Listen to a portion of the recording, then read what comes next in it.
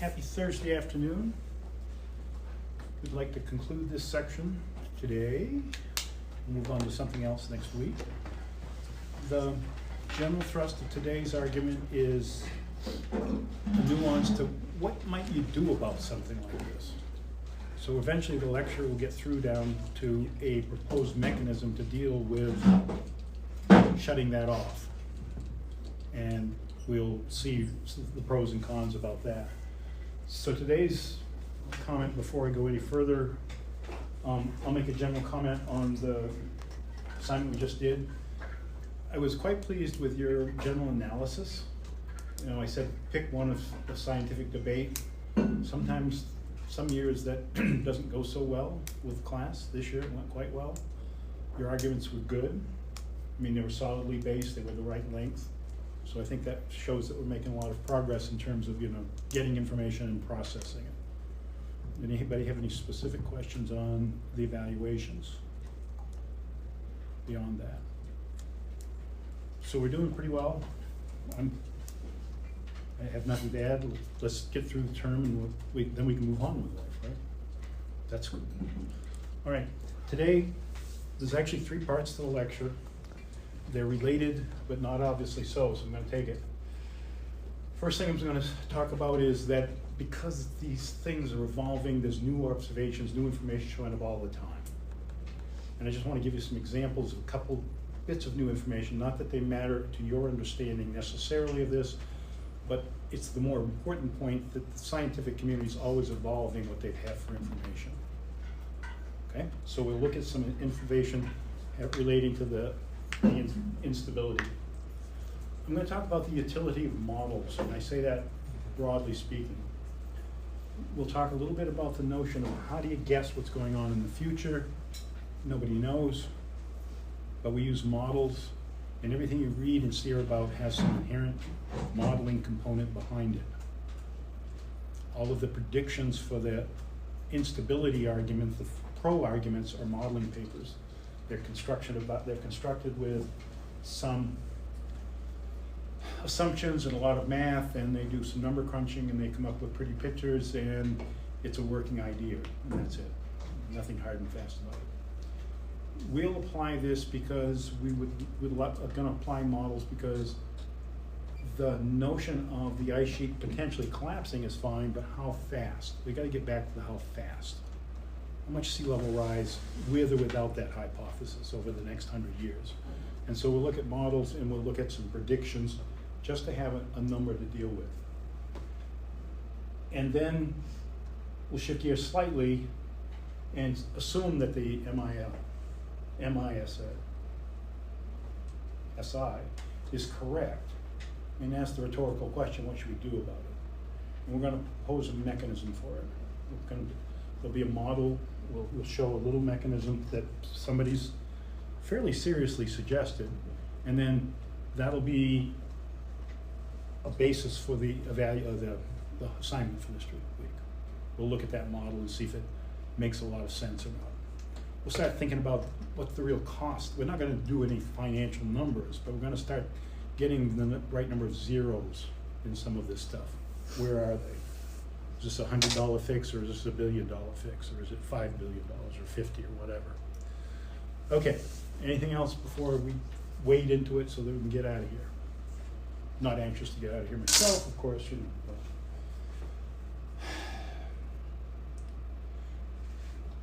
I say this not to try to confuse this particular issue, and I realize that this issue, because this is sort of one of my not favorite topics, but one of the topics that I delve into a little too deeply. I want to talk about that they don't get view this as sort of an essay in what's going on and the fact that there's always something going on. And we can tweak our understanding, but most of science is very incremental steps. It looks like we have a big evolution of it, but there's understanding sort of at the science level, and then there's an evolution of how that information actually gets conveyed to the public. The marine ice sheet instability hypothesis is much more press-worthy than the uplift. You'll see dozens of articles about one, virtually none about the other. Why worry about, it's better to be scared or to scare somebody than it is to say, you don't have to be. All right, so this is a bit outdated, it's a year old now, but Scientific American, which is a really nice journal that brings concrete issues down, had an article, here it is, and this is one of the papers in your packet of articles if you'd like to look it up further.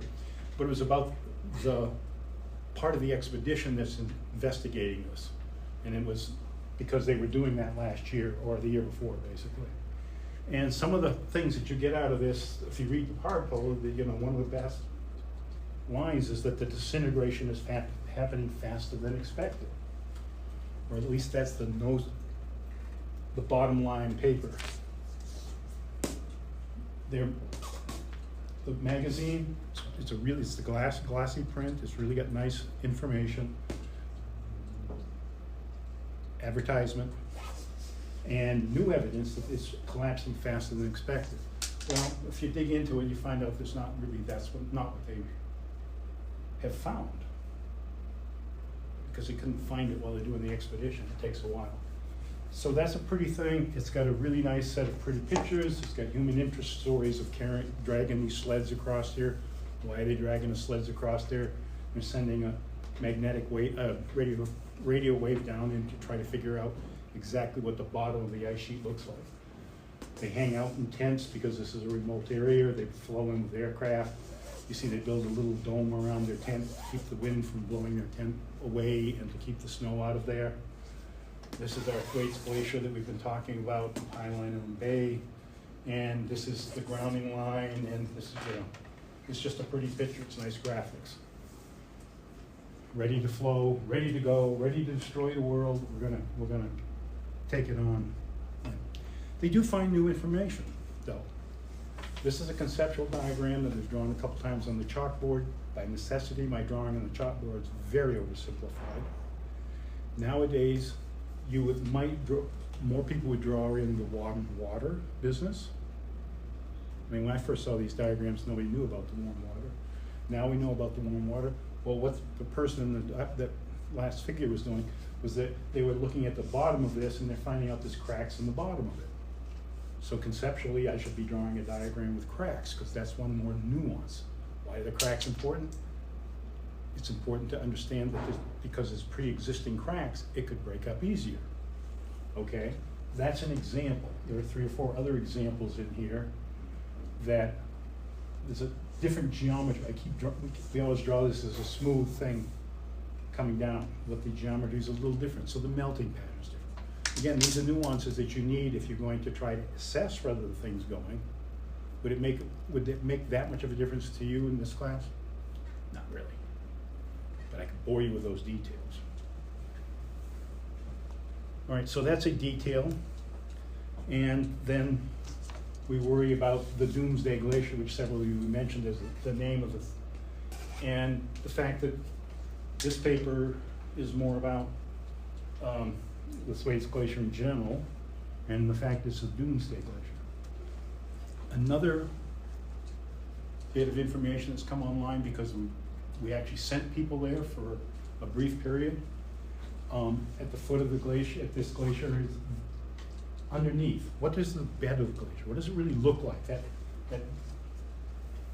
broad area that I put down here. Well, there's 2 things. One is there's some features that are sort of long and skinny. There's a head to them. They're shaped like this, more or less. If you look down on them in plain view, there'd be a high area and there's a tail like that. Those features are indicative of the bottom of the glacier flowing over its bed. So there they are. Not a surprise that they were there, but now we know a little bit about the property. These are lines that are perpendicular to those, so they show us where the grounding line was this year, where the grounding line was the year before that, where the grounding line was the year before that, where the grounding line was the year before that.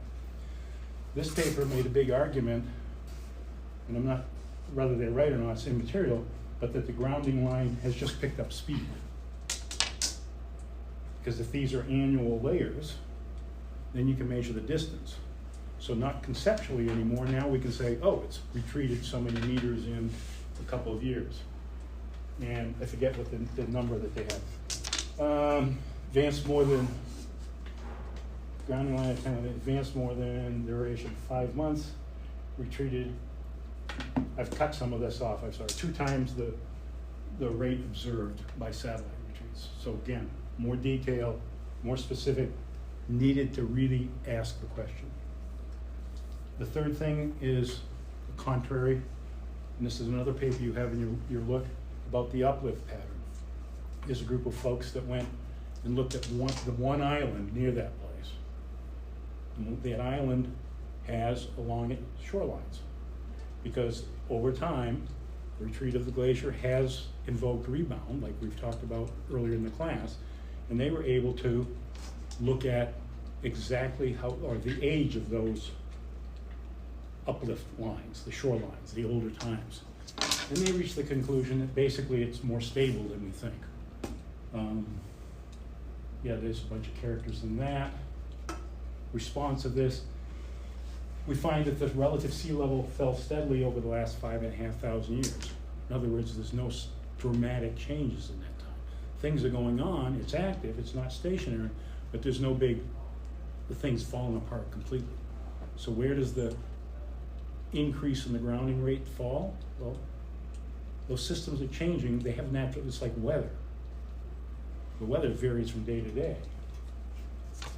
This tells us what happened over 50 years average. That's the equivalent of that. Not been smaller in the last 5,000 years. There's other studies that take that time scale back further. Okay, so that's it for the, I believe, for the detail. Models. I put up, we always need to know want to know what's going on tomorrow, or the next day, or 1,000 years from now, because it's inherent curiosity in us, I think. But people have cautioned us not to try to make good guesses on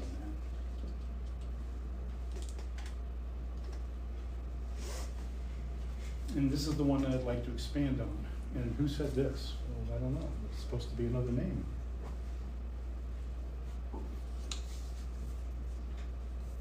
I don't remember. Anyway, here's the methods. How do we predict the future? You read horoscopes, tea leaves, cards, crystal balls, and people collectively say those are nutty methods. Or you do what the scientists would try to do, is put as many bits of information we have into some computer representation of the processes and figure out how it works. And then, commonly referred to as a waste of time. Why is it commonly referred to as a waste of time? Because we don't know things exactly.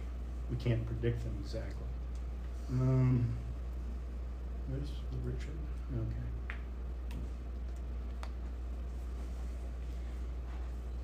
I'm not going to spend a lot of time on models, other than to make us appreciate that to model something as complex as the Thwaites Island glacier here, we're actually talking about things that's centuries. The time scale that they deal with is the 100-year time scale. We'll see some predictions of that. So I rhetorically ask you, do we care about this? Because that's a lot longer than the next election cycle. We're kind of focused on the election cycle time scales of things. So why worry about something that's longer than your lifetime? It's a good question. You have to have some interest in that because you're in the class that's what we're dealing with. Okay. The other reason that I point out models, they're built on a bunch of physics and it takes a while to build those models. The things that I just talked about, the new details that have emerged in the last year or two are not in any models yet, probably. They're in somebody's model someplace. But they're not the thing that has hit the press. But I'm pretty sure that when the one with the annual retreat rate, just picked out, gets more into the popular press, you're going to see news. We're just doomed. That will be the mantra of that. They won't be considering rebound. So this requires a new generation of models, new mathematics. They'll patch the old ones. They don't start from scratch. But they're sort of models have become these things where they tack all these little details on one by one. And they'll make a new set of predictions. There'll be a new technical paper. In the next year's class, they'll have to read a different set of papers than you read, and on it goes. So far, we've got some details, there's things going on. One study comes out that it's only 64 centimeters. That's about that much. Who cares? So there's debate in the amount. We use the models to predict. They're a little bit behind information. And then this character here, named Richard Alley, has several YouTube videos. This one's the most germane about it, and I'm not going to necessarily play it. But he's a very animated character. I say his character lovingly. I've known him for many years. And he will explain to you the notion of abrupt climate change in this particular video. Abrupt climate change is a couple of units down the way, which is why I'm not going to burden you with it today. But here's a scientist that really cares. He spent most of his professional career trying to enlighten, if you will, talk to various groups, have a dialogue. He brings it down. One of our big professional meetings was up in Pittsburgh last week. Richard gave the keynote speech there about calving glaciers, this process right here. He used some examples from Alaska because he had a slightly different focus. Anyway, he's an amusing character, and he will tell it like it is, as far as he knows. He changes his mind because science advances. All right, we're about ready to shift gears. I've done the first two things for today. Now I want to set up today's assignment. We've examined that debate. There are other issues predicting the future, so this is a general roadmap. We're not worried about the future much, but basically, there's a problem fundamentally. We can take a greenhouse gas concentration, we can put it into a model, and we can probably predict the Earth's temperature. We could take another greenhouse gas concentration, put it into the same model, and it'd give us a different temperature. Nobody has a clue which of those two values of the greenhouse gases is going to exist 10 years from now, 100 years from now, 1,000 years from now. So the first thing you have to do is accommodate that somehow. So I'll talk about that a little bit. They'll put it into a climate model. The climate model will make some connection to the physical world. I'm not going to try to get too far into that and bore you to death. But we're going to talk about sea level, obviously. The most current models, the IPCC report, which is the global synthesis, it's a consensus report. Not sure I've mentioned it before, but everybody agrees that this science is well. It doesn't have the IMIS in it because it's not a settled debate. 15 years ago, it was pointed out we had no clue about this, and it's become a big research project for several years. Richard actually pointed out, and he was the group that won the Nobel Prize for it. All right, we're just going to pick a simple model to keep it down, and we're going to suggest some solution. If you look on here, there's numbers 1 through 5, and I've numbered not the next 5 slides, but the next slides where it discusses each of these topics. So the slide 5, is 3 is whatever, is this notion. So that will expedite connecting what we've just, the overview with the information flow to pick a course of action. First thing is, these are resultant models.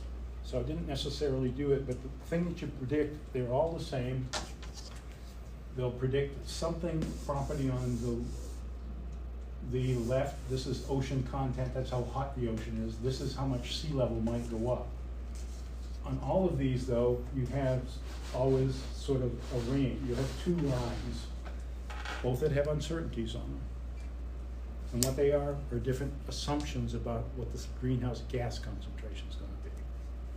One of these produces, this is 200 years and 300 years in the future, a fairly low CO2 rise. This one is a higher CO2 rise. Because models can do whatever you tell them to do, we now have a range of predictions. Nobody will bet where it is, but we probably get our best guess about the range of possibilities. That's useful. The next level would be understanding is this one, or that one. So you always see multiple predictions in any of these things. If we take this particular thing and we look carefully at, this is to the year 2100, these are different ice sheets, all the little glaciers, Antarctica, Greenland, with these assumptions about the CO2 levels up to a year some of you will see, 2100. And we look how much this changed, that's a tenth of a meter. I'm not gonna worry about a tenth of a meter. That's a tenth of a meter. Well, 2/10 of a meter, I'm not gonna worry about that either.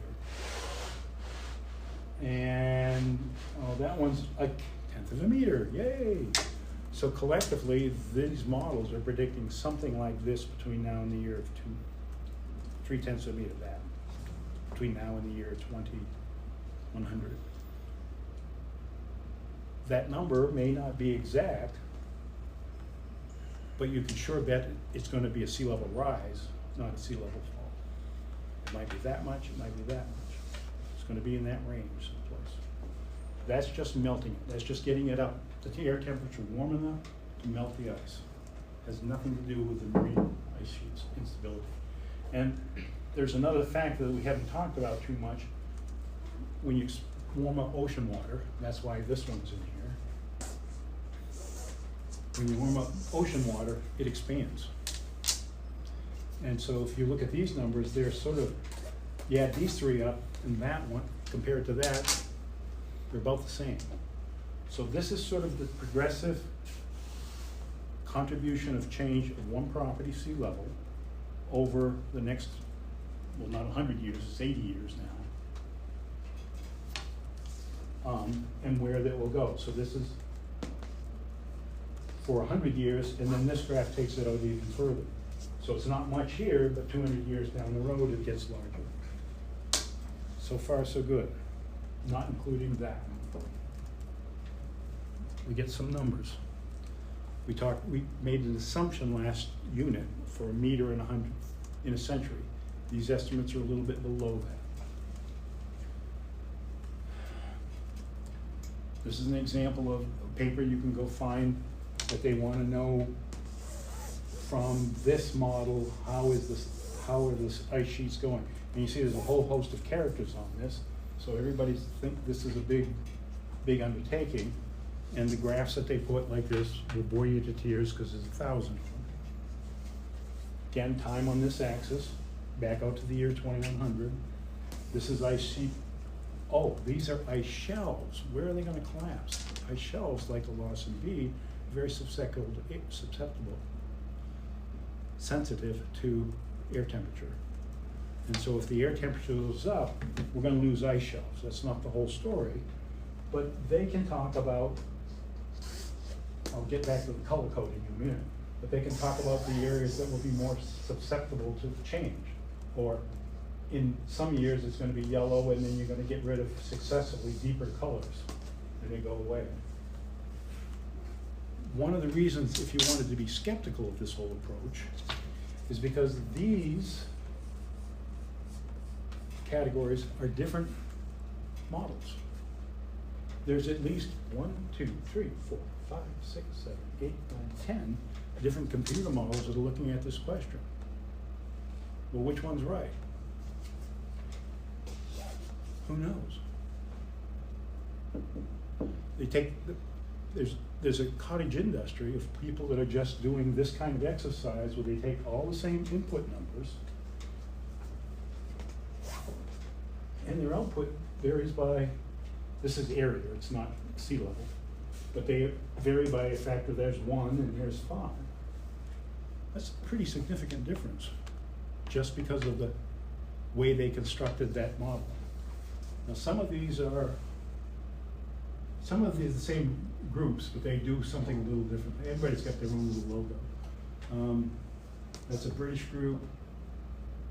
That's a UK group. I don't know about that group. This is the US set of efforts. All right, so modeling. Essential, needs to be treated with caution. Which one's right? That's assuming that they got the CO2 right. If the CO2 changes, all these numbers change again. Okay, here's the one we're going to use for sake of argument. It's got 2 time scales, but we've added in this process that we've been studying for this unit. We're going to collapse the ice sheet more catastrophically. And we're going to look at the next 100 years, like everybody else has so far, and then we're going to go a little bit longer term. Back a couple slides ago, we were talking about by the year 2100. Back here, sort of 3, 1/10, 2/10, 2 or 3/10, 5/10 or something. And now, in the next 100 years, we're talking basically maybe a meter, half a meter to a meter. The way I set it on here, basically this might be a little low, but a couple tenths of a meter versus a meter. So that's a significant difference, whether this process kicks in or not. So implicitly, when I set up the 100 meters a year, which was based on the geological evidence, that was 100 meters per century rate of sea level rise. I based it on the geological evidence. What that's telling me is that there's a lot of calving going on at that time, which makes perfect sense if we just stand back and look at it. But one of the things about this isn't very much in the next year 2100. Zoom out, look out 400 years, and all of a sudden, these are different models. This one says not much at all. They don't know the same amount of the rays. This one says 5 or 6 meters. That's effectively all of Antarctica. This one says 15 meters. Well, what you get a sense of is that these things, we're only dealing with a meter in your lifetime by most predictions today that are on the extreme end of it. But after here, the thing starts taking off, and that's when this effect really takes place. So don't think that this thing's going to happen overnight. You'll have time to plan for it. We'll probably have an indication that in fact it's kicked off, or it started over that, and there are people who are already suggesting it. But don't hold your breath waiting for it to complete itself. You won't be alive. This, however, is justification to think about it, worry about it, and then form some plan. And so there's 2 strategies here. One is you can worry about every little town, and you've done that exercise, or you could try to cut off the source.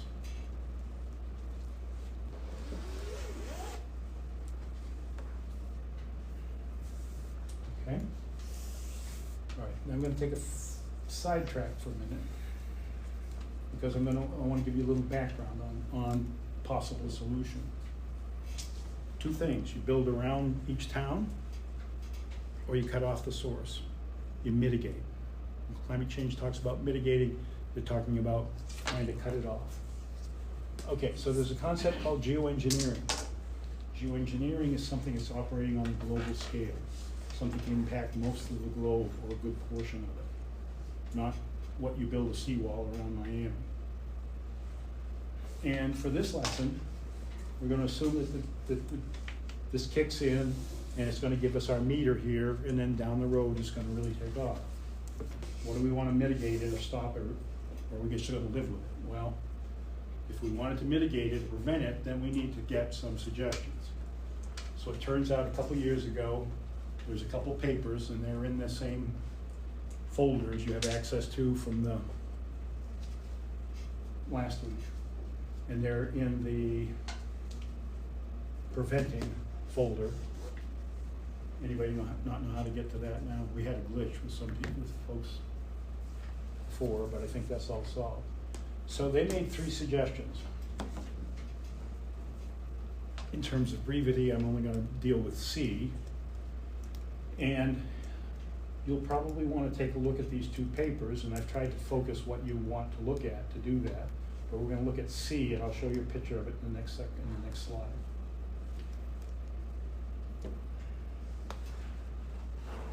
Then we'll get back to our regularly scheduled program. What can we do? This is a paper. They said, oh, you want to slow down that? Freeze the water under the base. Melting it was a problem. Well, freeze it. Set up a system to actually freeze water on instead of the melting. We could build a physical dam to stop the ice flow. Or we could build a wall to stop the warm water from coming in. They've taken 3 different aspects of the problem and tried to add a solution to change one aspect of it, which could be enough to just kill it off. This one says, put water back, put the mass back on. This one says you're going to physically stop it. This turns out to be hard to stop silly putty, but this is the argument. And this one is to build this warm water pool. Let's put a block so that the warm water can't come in and melt it. Okay, they're all kind of creative solutions. This paper talks about the 3 of these. This particular paper is only concerned with the last one because he does a more detailed analysis of it. We're going to focus on this one because of the detailed analysis. Okay? And here's the conceptual idea. We've been talking about the over-deepening. We've been talking about the tipping point of the grounding line. We've been talking about the ice sheet, the flux, the ice shelf. In this case, we're melting it with the warm water circling underneath, and worry about it regressing a little bit here where it becomes positive feedback and it goes on forever. And so this is the starting point. This is the retreat. It has started and gone away, and that goes away forever. Goes away. It'll go back up here slower, basically. However, let's at this point here put a physical barrier to the warm water. You see here they've got the cold water coming off the ice and the warm water coming in off the ocean. Just shut the water off. You'll have all cold ice. It won't melt. It'll stop. You can work out the physics and that will work. If you do that with a sill, you could actually have the thing decide that it wanted to go, oh, I'm a happy camper now. I'll advance back up the slope here, and I might, in fact, start touching the ice here. If the ice starts touching here, you're saved because it gets more guts onto the ground.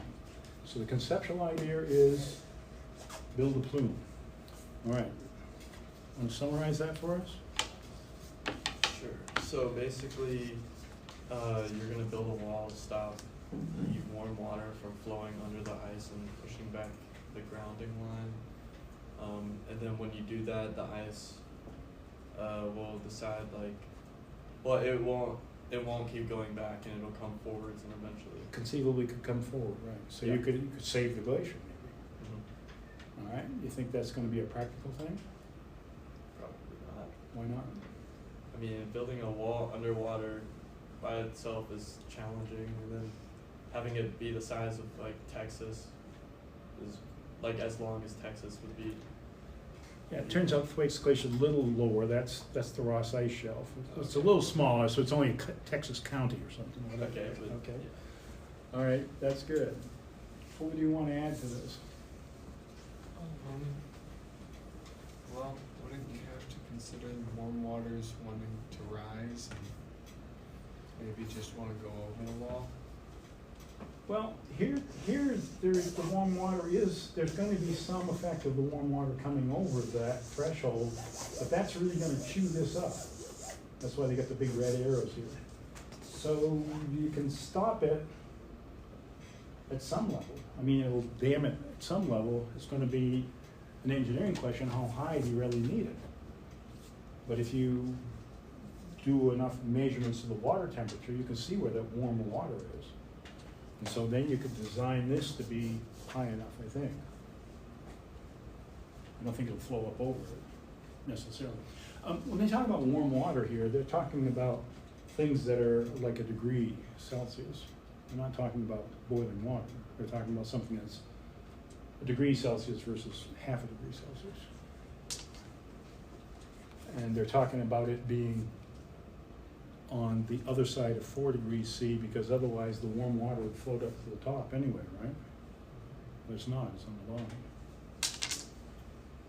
Okay, so far we're gonna think about a conceptual water dam.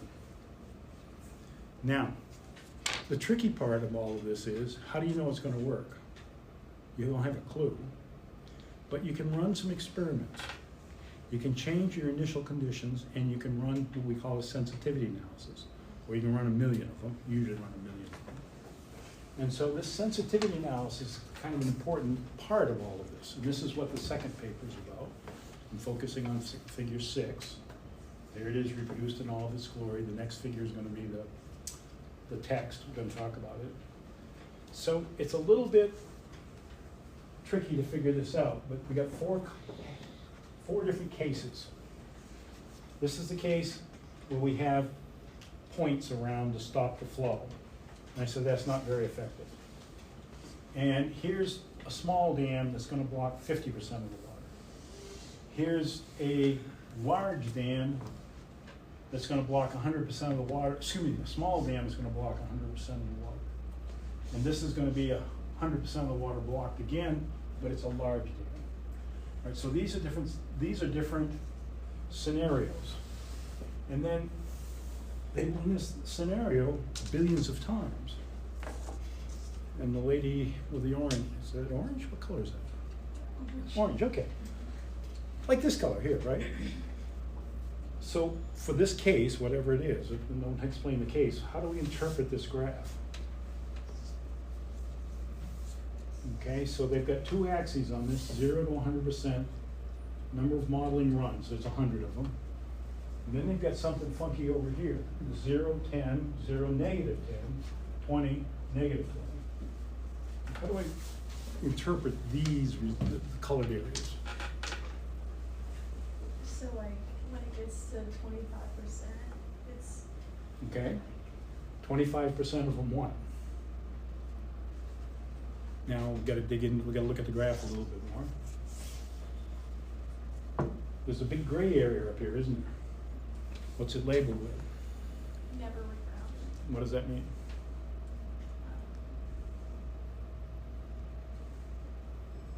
Like the water. The never regrounded, let's go back to this diagram. Here's the grounding business, right? Here's it's starting to go. They talk about regrounding here. What had to happen from here to here? It's not grounded here. There's my wall. Didn't matter. What's the difference between there and here?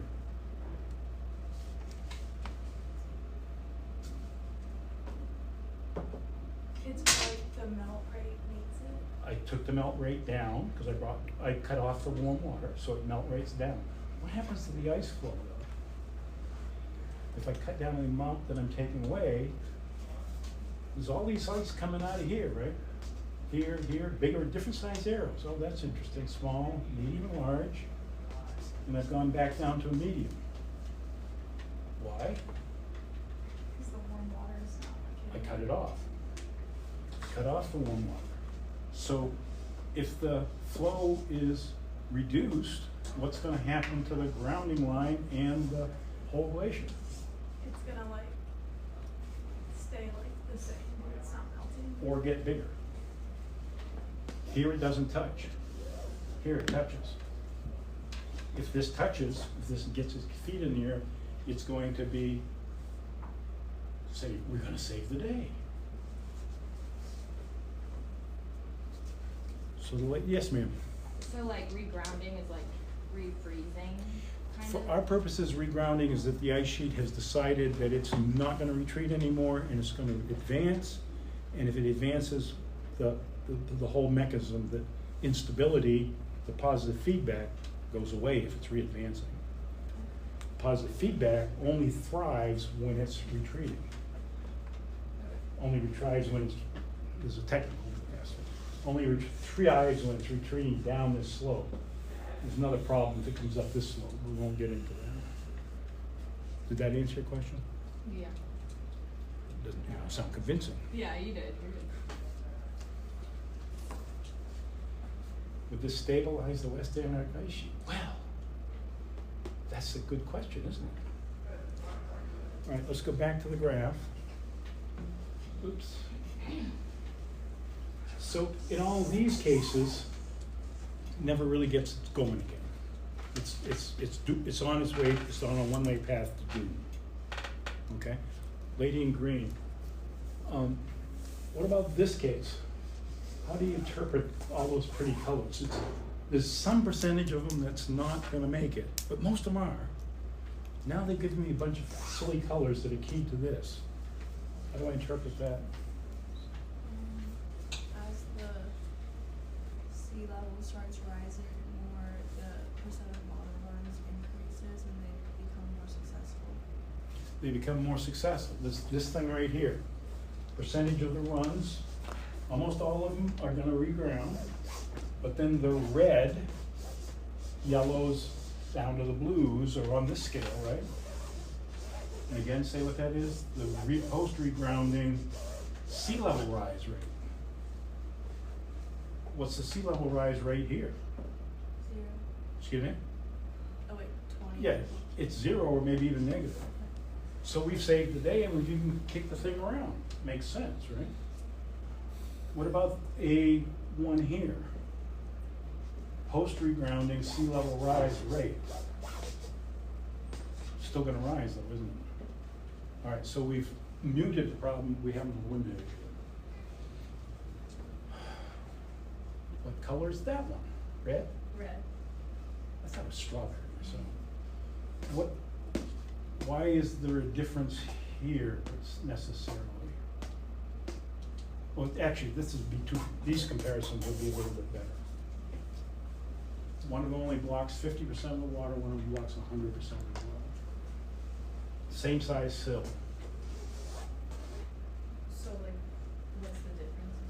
Yeah, describe the difference Well, since in terms of the model suggestions. we're blocking more water, the cold runs are higher, so like they're working better. Well, some of these could potentially not reground. Less of these could potentially reground. So do you want to build a small one that does most of the time? Or do you want to build one larger that does it 100% of the time? Here's a risk assessment. Which? The larger one? Is that going to be more expensive? Yeah.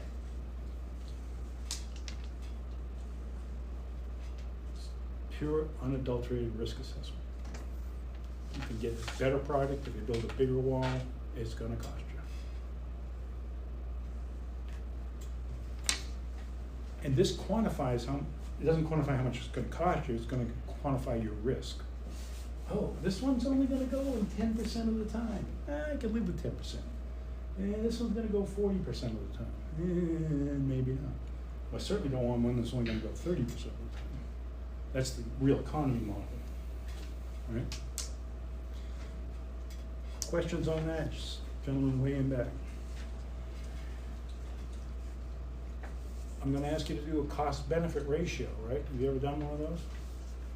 Never done the cost-benefit ratio. Who has never done one? Okay, cost-benefit, I'll explain it in a little bit. But, all right, well, let's just jump into that. But do you have any questions of this?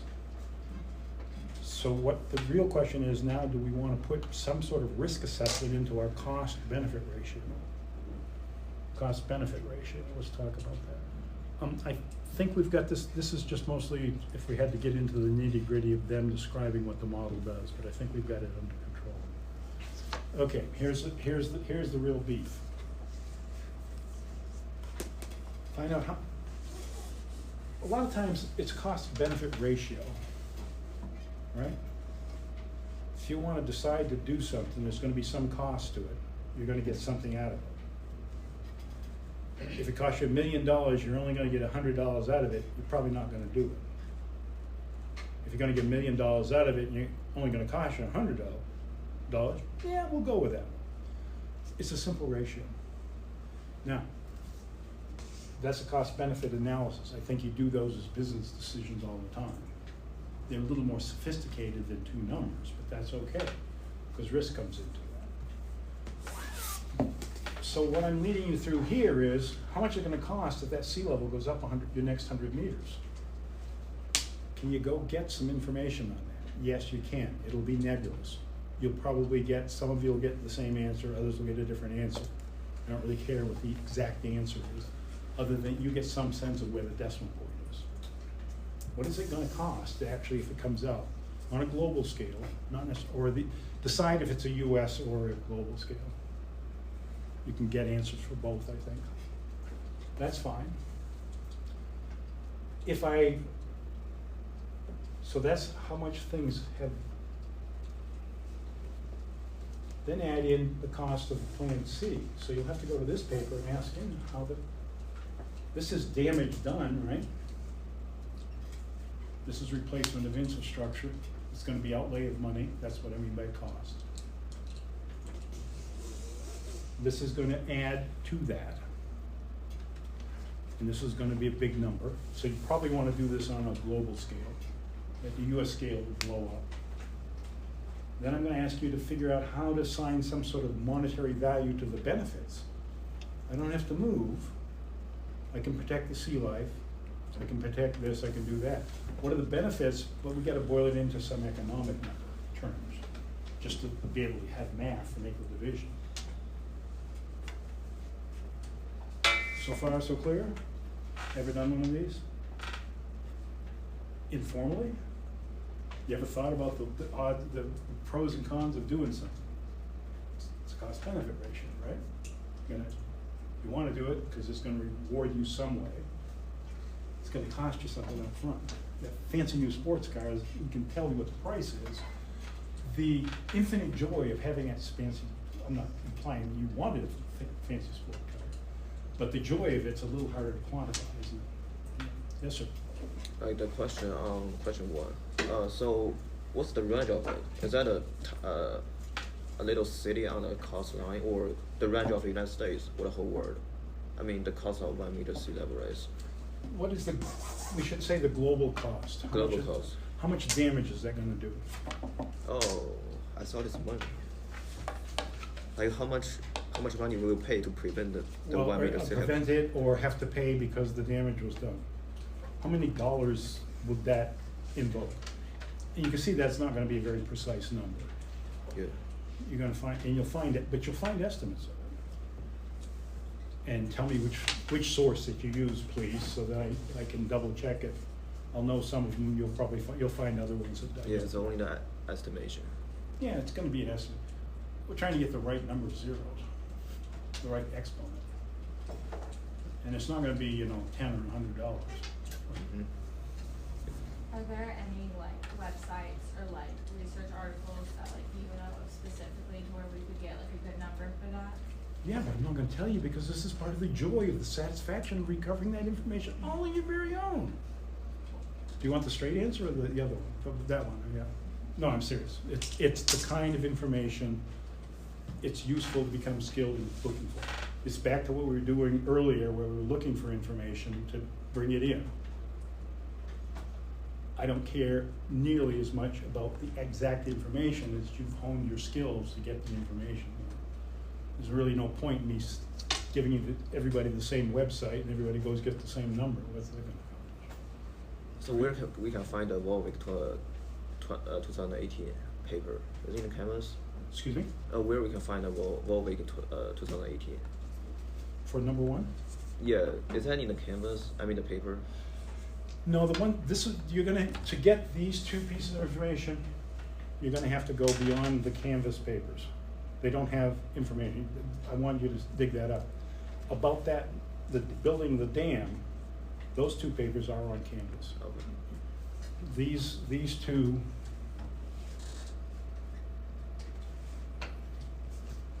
more and I'll check. Those are the basis for building the dam, and one of them has some prices for the dam. How much it'll cost you? They are in the canvas. They're on Catalyst, All right. yes. So everybody's got that same information there. And one of them has this analysis in it because they wanted to take it that way. So you got to get the cost, look at this paper, find out what cost B is, because that's a cost. Not only the damage done, but how much it would do to prevent it. Those are all costs, right? Those numbers are going to be easier to find than the benefits of preventing sea level rise. For example, I'm going to save the Everglades swamp, or the Everglades wetland, whatever they call it. How much economic value is that? People have, there are numbers out there for that. It's not, these benefits are not purely, oh, I saved, this cost is fine, I can build a dam around my house, so I've saved it, so I've got a benefit of the cost of my house because I don't have to rebuild it. But the benefits of sea level rise are far more than just buildings. But it's a physical cost that will be invoked. Well, this breaks down to the question, what's the value of a human life? But you can find a paper that will tell you what an economist would say is the value of human life.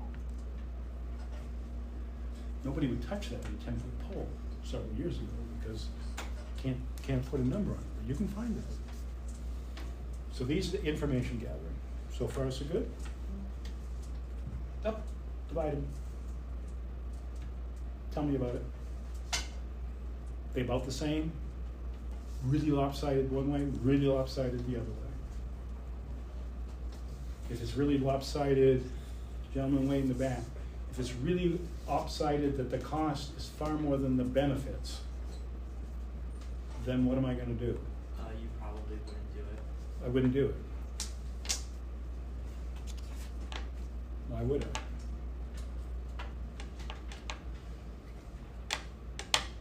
Now, and this is on a global average. This isn't necessarily you personally, of course. All right, flip it the other way around. What if the benefits super outweighed the costs? And you would do it. And you're going to find that the cost in dollars of this is going to be huge. So then rhetorically, I could ask you, where are you going to find the money to it? It's a great investment, but there ain't no bank that's going to make that loan to you. All right, so this is an analysis of where we are. And then this is, if we wanted to be another level of sophistication in this, we should put in that risk assessment from the sensitivity analysis. Right? So we're doing this at a simple level. Then we want to take this information, and just discuss conceptually what the value of doing it would be. And then your old favorite of what's the, in one sentence, your takeaway from this lesson. This is the one that's worth the points. They keep going up. This is the data. This is the thinking.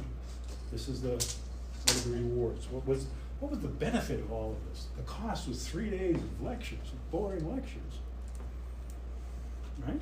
And the benefits were, better make up some good ones. What else can I answer before I send you off for the weekend?